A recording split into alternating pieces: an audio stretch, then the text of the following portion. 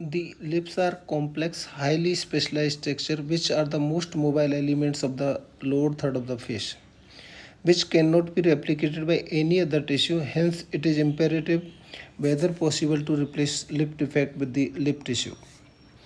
The lips are considered to be the beginning of the oral cavity. They form a fleshy, sensate, highly mobile partition which separate the intraoral content from the exterior. They are thus responsible for oral continence but also play an important role in eating, swallowing, speech, and both verbal and non-verbal communications. So lips are very important structure. Now talk about some important muscle of the lip. So some important part of the lips. The lips central part is called philtrum, and that elevated part of philtrum is from the tubercle, and that depression on the tubercle on upward is called cupid's bow. And this tubercle, lateral to this tubercle is the vermilion border. Vermilion, and the border of this vermilion, both upper and lower lip, is called vermilion border. As the philtrum is the central part between the nose and the upper lip, and this curved part of this upper lip is called, where tubercle is situated, is called cupid's bow, and this philtrum's lateral border is formed the philtrum column, and lateral to this is the skin area which is cutaneous upper lip. Same at skin area below the lower lip is called cutaneous lower lip. The below this angle of lips or oral cavity, the area between the mental area and lower lip is called labiomental sulcus, and this the chin part. Now talk about some important muscle of the lip formation. The main muscle of the oral commissure is orbicularis oris muscle, which central part pulling upward and downward centrally, and lateral part is pulling laterally, that is orbicularis oris muscle. Muscle which pull upward is levator superioris and zygomaticus minor.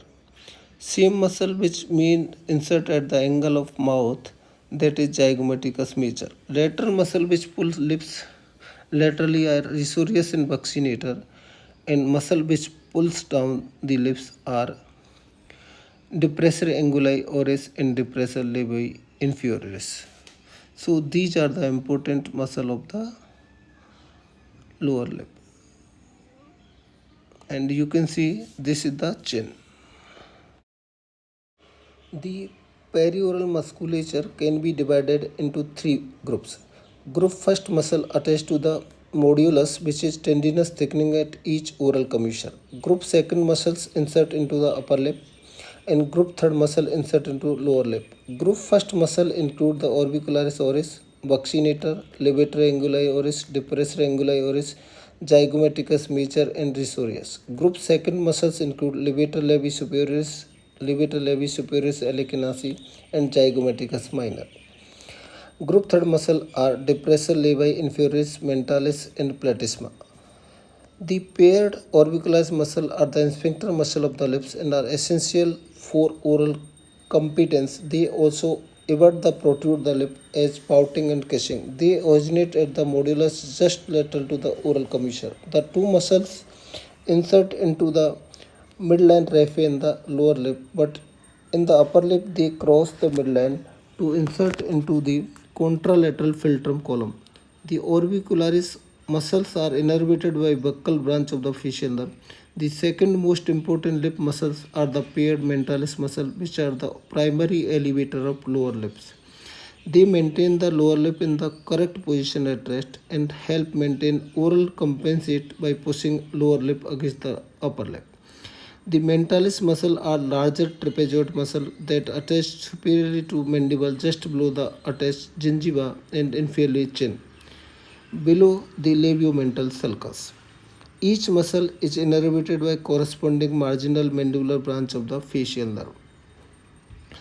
The depressor of the lip are the depressor anguli oris and depressor labii inferioris, innervated by marginal mandibular branch of the facial nerve and platysma, whose nerve supplies from the cervical branch of the facial nerve.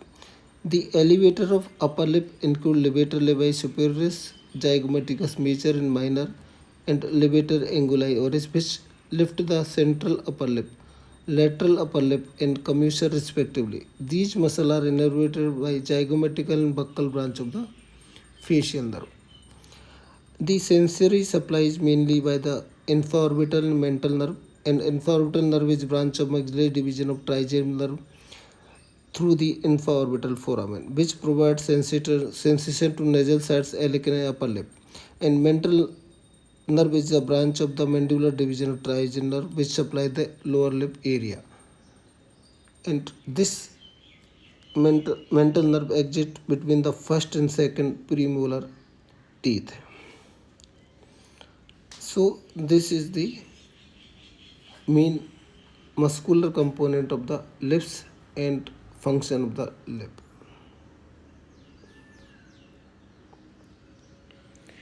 The lips have a rich vascular supply. The artery supplies from the superior and inferior labial artery, which is ultimately branch of the facial artery. Each labial artery communicates with the counterpart across lip, forming a continuous arterial arcade around the oral sphincter. This allows for considerable versatility in local flap design.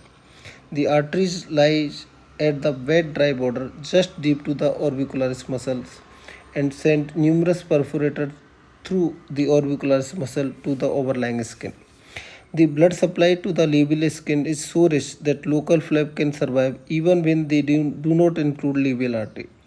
The venous drainage of the lips is more unpredictable than the arterial supply. The labial veins can drain into the anterofacial vein, transverse cervical vein, superficial temporal veins, and the submental veins. The knowledge of lymphatic drainage of lips is important for oncological purpose. Drainage from the upper lip is primarily to the submandibular nodes, and commissure may drain into periparotid nodes. Both of these nodal regions subsequently ultimately drain to jugulodigestic node. The drainage is mostly ipsilateral nodes, although the midline of upper lip can also drain to contralateral nodes. The lower lip also drains to the ipsilateral submandibular nodes with exception of midline, which drain into the submental nodes. And drainage from the central lower lip frequently crosses the midline, and submental nodes subsequently drain into the submandibular nodes, which ultimately drain into jugulodigestic component.